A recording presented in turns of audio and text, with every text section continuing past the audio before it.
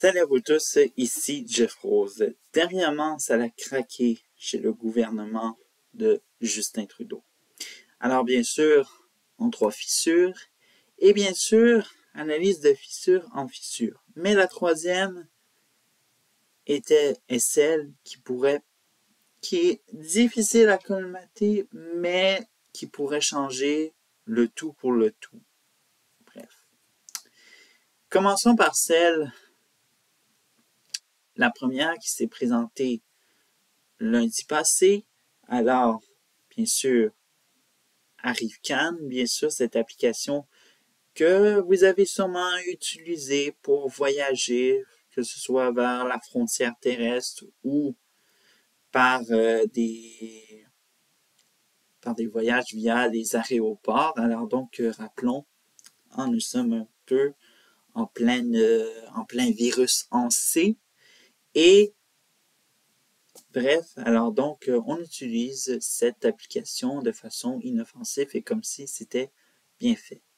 Or, bien sûr, le plus drôle, c'est que le montant qu'on juge pour sa fabrication de ArriveCan est de 80 000 $ canadiens. Or, pour certains experts, c'est un chiffre qui semble un petit peu tout droit sorti d'un chapeau, puisque l'application aurait pu coûter au-delà des milliards de dollars canadiens ou plus. En tout cas, ce que peut confirmer actuellement la vérificatrice générale Karen Horgan. Mais bien sûr, ils ne sont pas tous publiés. Évidemment, il manque des preuves. Et évidemment, ça l'a mis en panique le gouvernement de Justin Trudeau. Et c'est là où Dominique Leblanc et autres ministres de Justin Trudeau qui semble être une garde rapprochée pour protéger le premier ministre Justin Trudeau. Bref, s'empresse de dire que, évidemment, nous étions pressés, puis c'était le virus en C, puis donc vous voyez des petites excuses qui sont invalides et puis qui ne valent que juste l'émotion pour justifier leur folie dépensière ou même fiasco financier dans ArriveCan.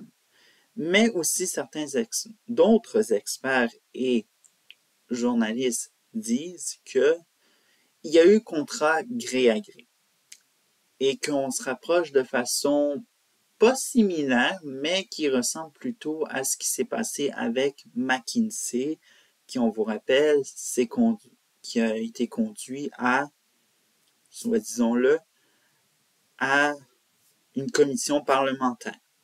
Et d'autres disent que ça rappelle un peu le début du scandale des commandites, qui a beaucoup nuit au Parti libéral, et notamment pour son chef et premier ministre de l'époque, Jean Chrétien. Bref, n'oublions pas évidemment que c'est pas juste le scandale des commandites qui va affecter Justin Trudeau, disons-le, qui nuit beaucoup au Parti libéral actuellement. Maintenant, la deuxième fissure, évidemment, et qui continue à faire son chemin, c'est celle de Israël-Hamas. Alors donc, nouvel épisode dans cette soi-disant guerre en Israël qui se poursuit, puis principalement dans la bande de Gaza, où le gouvernement israélien voudrait faire un peu de ménage, soit disons-le, dans la région de Rafah. Or, l'Australie, le Canada, ainsi que la Nouvelle-Zélande lancent un avertissement. Et bien sûr, malheureusement, les avertissements sont un peu à la sourde oreille pour le gouvernement israélien. Mais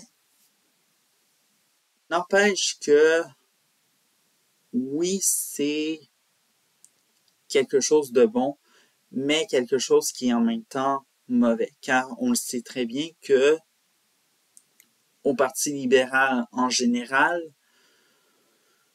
on est super divisé. Alors donc, un camp pro-Israël et un camp pro-Palestine. Évidemment, qui, on sait, certains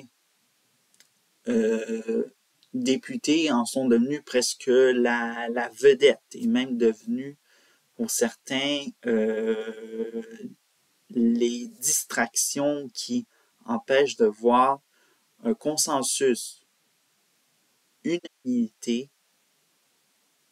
sur la question de Israël-Hamas. Mais bon, n'empêche que, oui, Pierre Poilievre qui a dit que Justin Trudeau envoie des députés comme de l'autre dire différentes choses dans les médias, il a certainement raison. Mais bref, l'essentiel, c'est que cette question-là n'est pas encore réglée. Bref. L'autre fissure, et la troisième qui est encore plus inquiétante, et comme je l'ai dit, pourra changer le cours des choses pour maintenir le gouvernement de Justin Trudeau en poste, car rappelons qu'il s'agit d'un gouvernement minoritaire actuellement, c'est la menace de déchirure du soutien sans participation du nouveau Parti démocratique.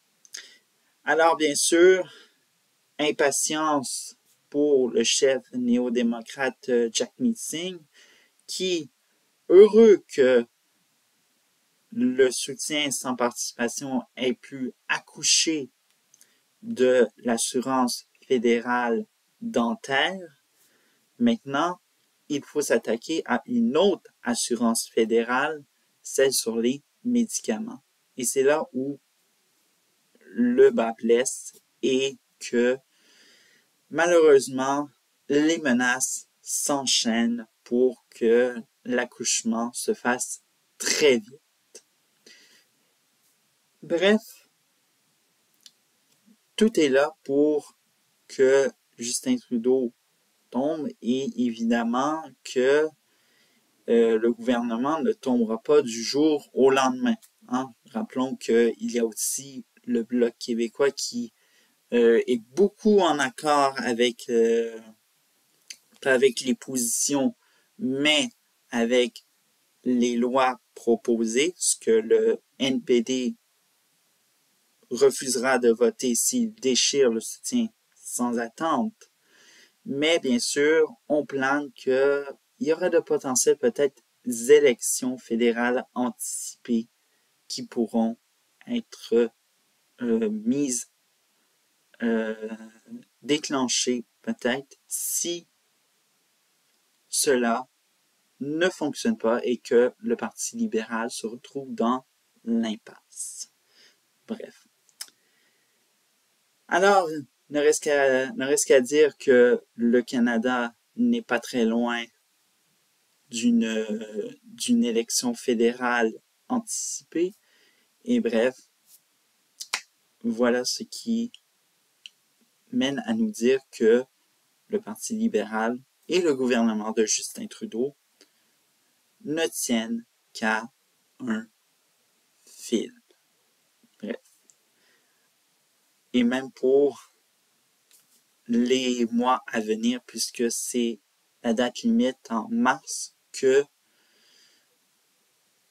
le nouveau Parti démocratique a imposé sa limite pour, par conséquence, déchirer le soutien sans participation. Voilà, c'est tout pour aujourd'hui. On se retrouve lundi prochain.